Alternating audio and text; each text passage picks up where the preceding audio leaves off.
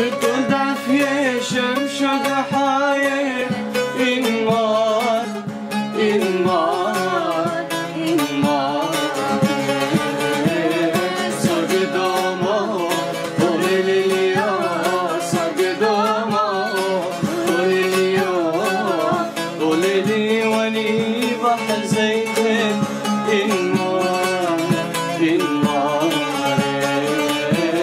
صقدومو